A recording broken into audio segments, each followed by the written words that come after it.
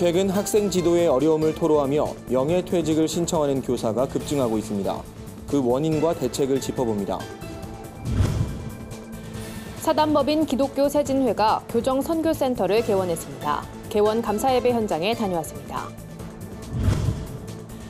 국제구호개발 NGO 사랑광주리가 노량진 수험생들을 응원하기 위해 따뜻한 나눔 사역을 펼쳤습니다. 한국교회 환경연구소가 기후변화에 대한 한국교회 역할을 논의하는 시간을 진행했습니다. 필리핀 오지마을에서 30여 년간 의료 선교를 펼쳐온 고 박누가 선교사의 이야기가 영화로 제작됐습니다. 안녕하십니까. 구티비 뉴스입니다. 학생 지도에 어려움을 겪는 교사가 증가하면서 최근 명예퇴직 신청이 크게 늘어난 것으로 나타났습니다. 이 같은 현상은 시대가 변화함에 따라 교권이 약화된 것 때문이라는 의견도 나오는데요. 현장의 교사들은 교권 신장이 교사의 권위를 높이기보다 다수 학생들의 학습권 보호 차원에서 반드시 필요하다고 호소하고 있습니다. 오현근 기자의 보도입니다. 지난 1월 한국교원단체 총연합회가 교권의 추락으로 명예퇴직을 신청하는 교사 수가 역대 최대를 기록했다고 보도자료를 통해 발표했습니다. 지난해 전국 몇몇 지자체에서 학생인권 조례안이 통과되면서 교권이 약화한다는 지적이 사실로 드러난 겁니다. 단순히 학생인권 조례만을 교권 약화에 직접적인 영향으로 볼 수는 없습니다. 하지만 학생의 인권을 너무 강조하다 보면 교사들의 역할과 학생 지도 부분이 결국 축소될 수밖에 없다는 게 전문가들의 의견입니다. 선생님들이 교권 하락 및 생활 지도의 어려움, 이것을 명퇴 이유 중 가장 큰 원인으로 꼽았고요. 또 수업 방해가 이루어져도 적절히 대응을 할 수 없는 그런 정도로 교권이 약화된 그런 부분에 대해서 명예퇴직이 많이 늘어나고 있다는 게 현장의 전원입니다. 한국교총에 따르면 명예퇴직을 신청한 교사의 수는 2017년에 3,652명, 2018년에 4,639명, 그리고 올해 2월엔 6,039명에 이릅니다. 명예퇴직은 2월과 8월 두 차례에 걸쳐 신청을 받는데 올해는 2월 신청자 수만 예년의 전체 숫자를 상회하고 있습니다. 이렇게 명예퇴직하는 교사의 수가 급증하다 보면 일선의 교사 수가 급감하게 되고 이는 자연스럽게 교육의 질에도 영향을 미치게 됩니다. 때문에 교사들은 교권이 신장되는 것이 무엇보다 우선돼야 한다고 입을 모읍니다.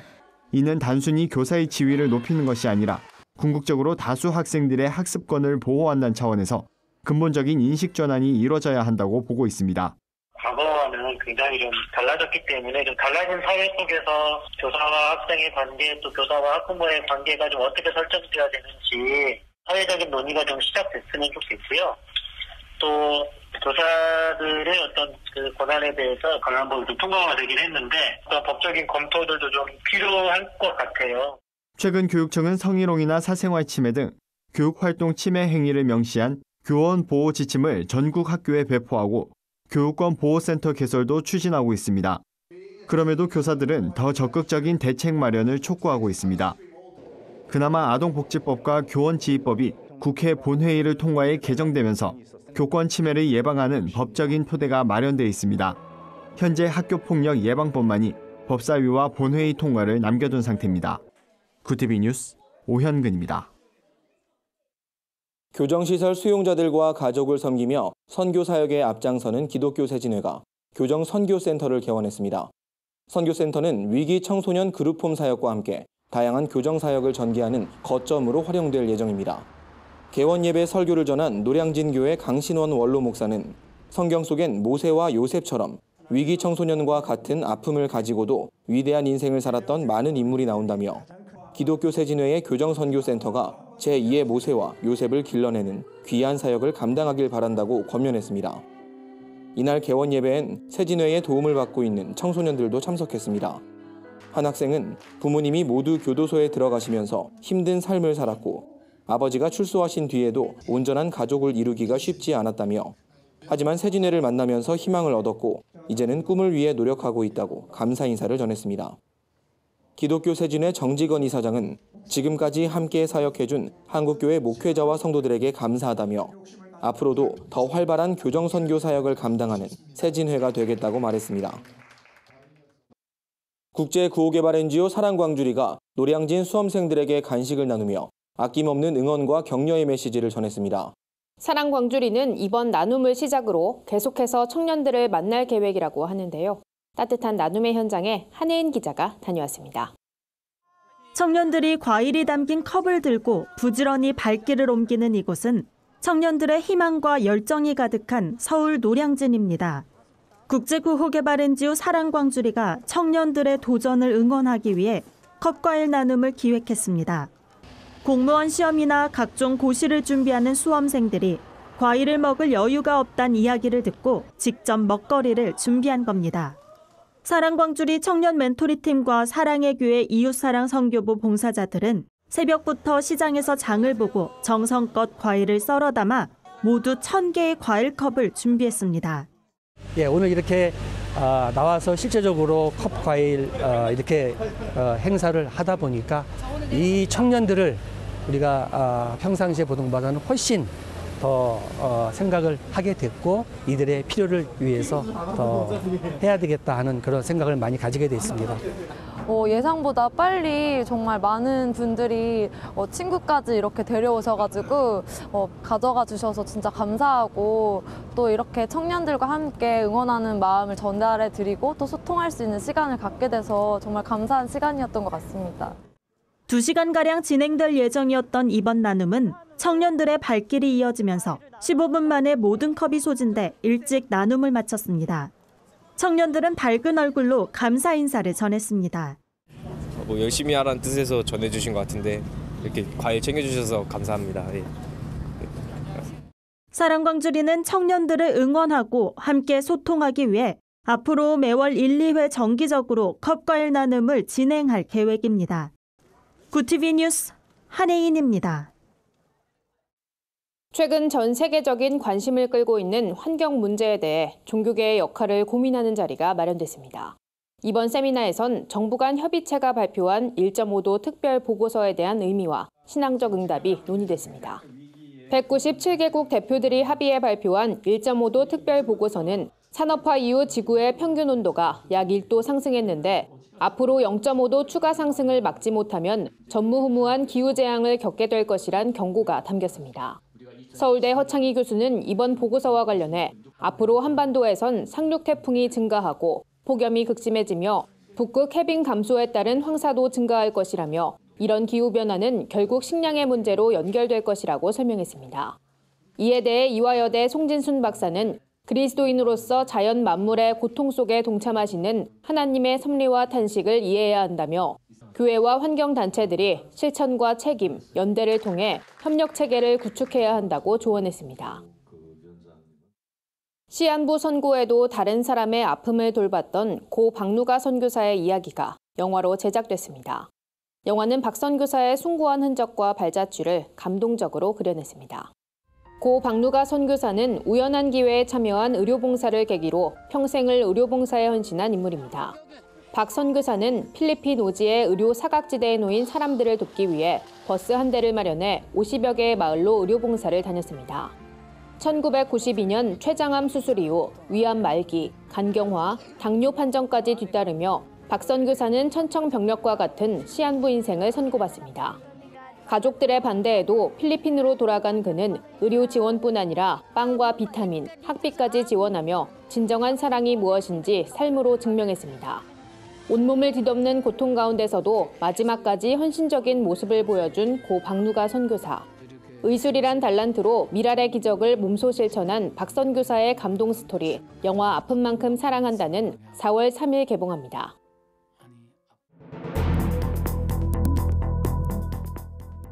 세계 곳곳의 주요 소식을 살펴보는 시간입니다. 캐나다 퀘벡주에서 공무원들이 종교적 상징을 나타내는 복장을 입을 수 없게 하는 입법안이 추진돼 논란입니다. 종교적 중립성을 확보하기 위한 취지인데 종교의 자유를 침해한다는 우려도 잇따르고 있습니다. 자세한 소식 윤인경 기자가 전해드립니다. 퀘벡주 정부의 퀘벡 미래연합당은 공권력을 담당하는 공무원들이 이슬람의 히잡 등 종교적 상징성을 지닌 복장을 해선 안 된다며 이 같은 법안을 추진했습니다. 주정부는 이와 함께 본회의장 전면에 설치돼 있던 예수 십자가상도 철거키로 해 종교적 중립성의 균형을 이루겠다고 밝혔습니다. 주정부는 인권과 자유의 균형을 보장하기 위한 취지라고 밝혔지만 논란은 계속되고 있습니다. 종교단체들은 종교적 자유 침해와 기본권 위배를 들며 우려와 실망을 표하고 있습니다. 신자들이 반지에 입을 맞추려고 할 때마다 프란치스코 교황이 손을 뒤로 빼고 있습니다. 신자들이 당황해하는 모습이 역력한데요. 최근 이탈리아 성지를 방문한 프란치스코 교황이 반지 입맞춤을 거부하는 모습에 논란이 일었습니다. 가톨릭에서 반지 입맞춤은 교황에 대한 존경의 의미로 시작됐습니다. 교황이 가톨릭 전통을 무시한다는 논란이 일자 교황청은 프란치스코 교황이 당시 손을 빼낸 것은 많은 사람들이 세균에 전염될 위험을 피하기 위함이었다고 공식 해명했습니다. 미국의 한 대학교에서 때 아닌 레깅스 시위가 벌어졌습니다. 캠퍼스 내 레깅스 차림을 자제해달란 남학생 어머니의 편지에 항의의 표시로 레깅스를 집단 착용한 겁니다. 사건의 발단은 미국 인디애나주 노트르담 대학교 신문에 실린 아들 넷을 둔 가톨릭 신자 마리안 화이트의 편지였습니다.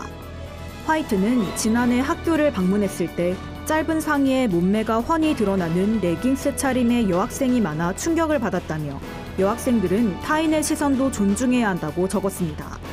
신문이 발행되자 큰 파장이 일었는데요. 학생들은 이날을 레깅스 프라이데이로 선포하고 남녀 불문 레깅스를 입을 것을 장려했습니다. 시위에 동참한 천여 명의 학생들은 남성의 부적절한 행동의 책임을 여성에게 돌렸다며 레깅스를 입은 것이 여성의 몸을 성적으로 바라봐도 된다는 의미는 아니라고 강조했습니다. 유럽의회가 2021년부터 일회용 플라스틱 제품의 사용을 금지하는 규제안을 통과시켰습니다. 규제안은 현지 시간 27일 본회의 표결에서 찬성 572일, 반대 53표로 통과됐습니다.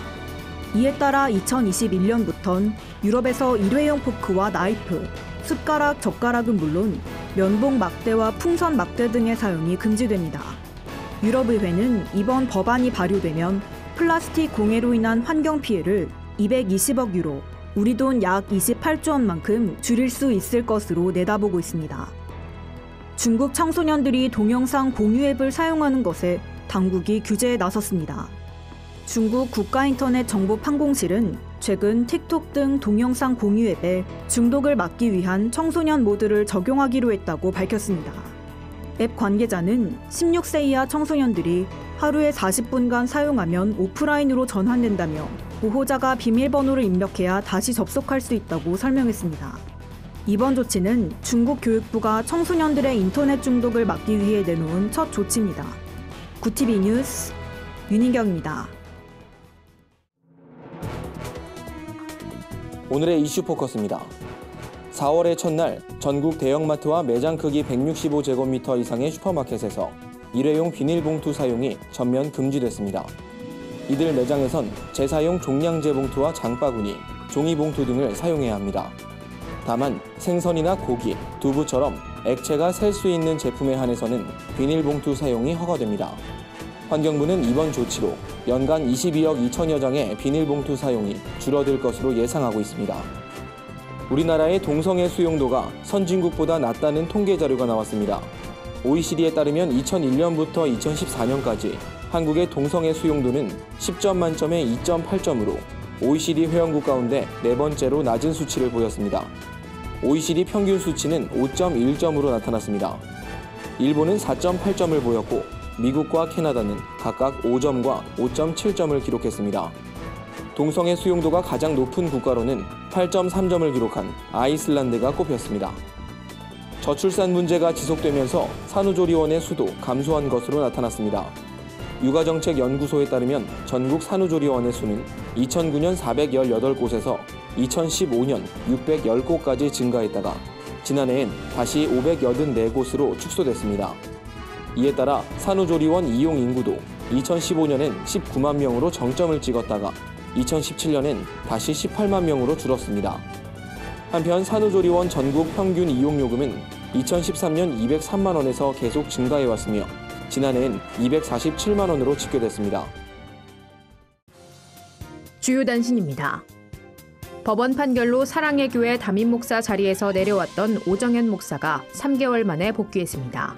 오정현 목사는 위임 및 재헌신 감사 예배를 통해 2003년에 이어 사랑의 교회 위임 목사 임직 서약을 했습니다.